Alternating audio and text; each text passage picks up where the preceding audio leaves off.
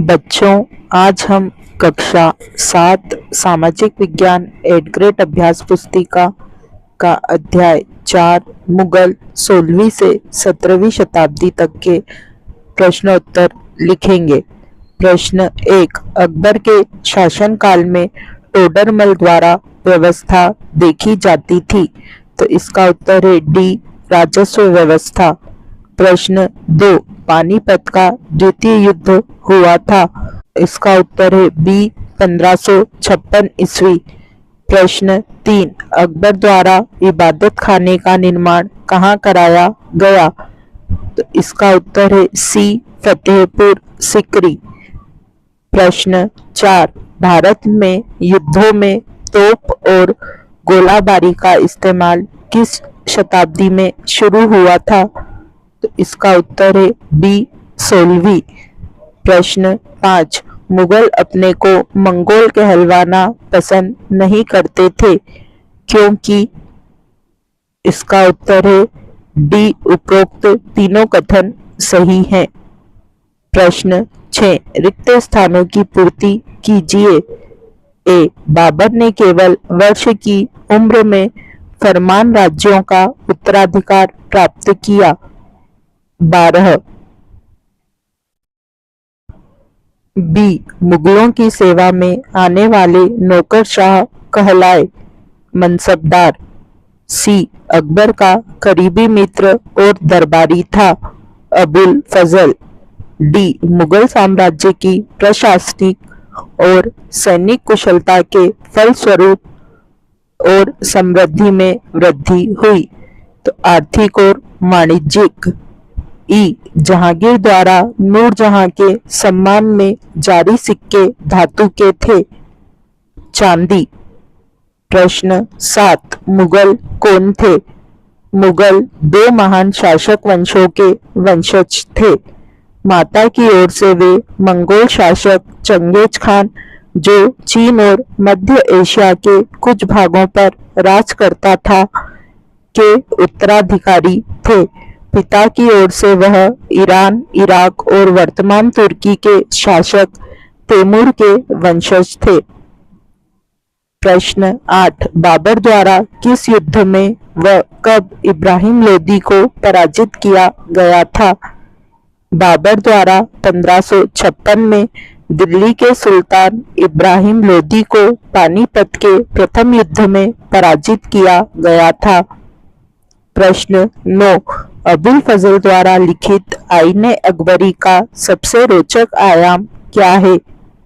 आईने अकबरी का सबसे रोचक आयाम है विविध प्रकार की चीजों, फसलों, पैदावार, कीमतों, मजदूरी और राजस्व का सांख्यिकी विवरण।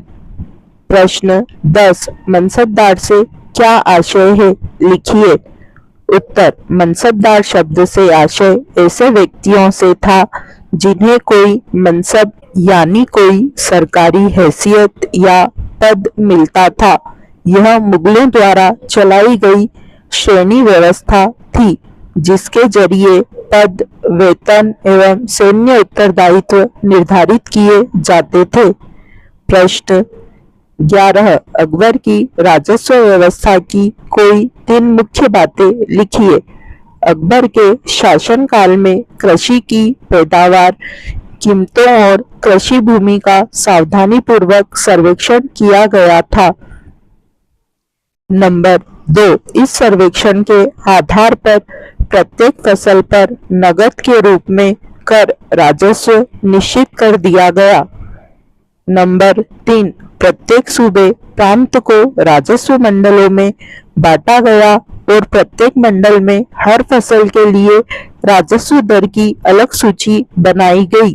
प्रश्न 12, नीचे दिए गए लघु चित्र में क्या दर्शाया गया है, लिखिए।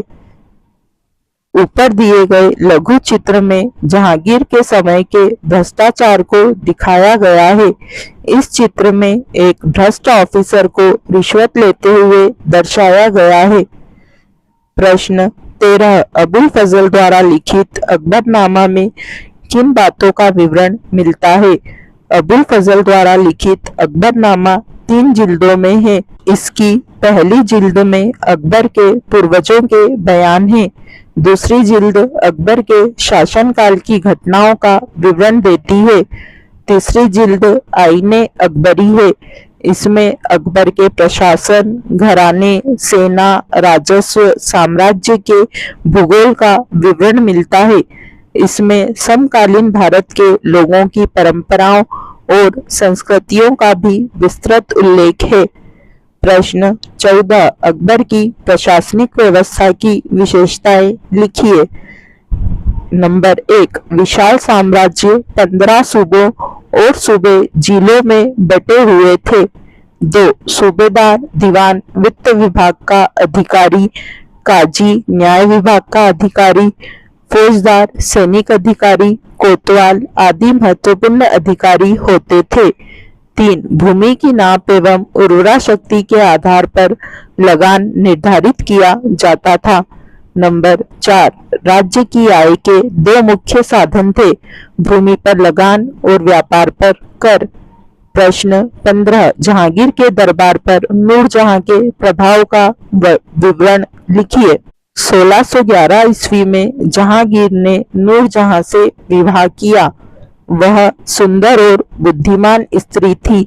उसके राज दरबार को सुव्यवस्थित करने के लिए नियम निर्धारित किए।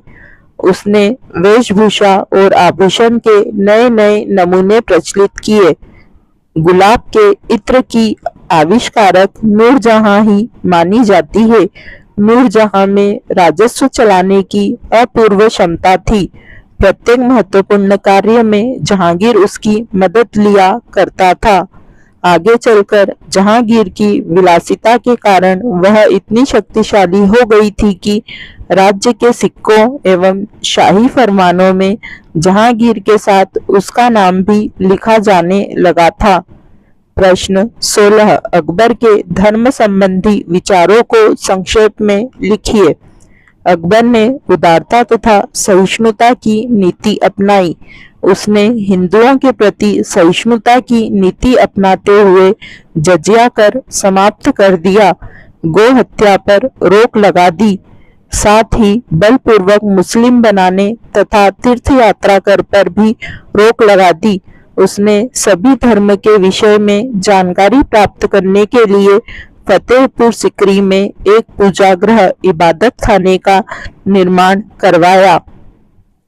वहां पर अकबर सभी धर्मों हिंदू, मुस्लिम, पारसी, जैन, बौद्ध के विद्वानों के साथ सत्संग करता था। वह इस निष्कर्ष पर पहुंचा कि सभी धर्म के मूल सिद्धांत एक से हैं। सभी धर्म के अच्छे सिद्धांतों में सामंजस्य स्थापित करने के उद्देश्य से अकबर ने दीन-ए-इलाही नामक एक समूह बनाया। दीन-ए-इलाही का शाब्दिक अर्थ था ईश्वर का धर्म। इसी के साथ हमारा ये अध्याय यहीं समाप्त होता है। अगले अध्याय के साथ हम जल्द ही मिलेंगे।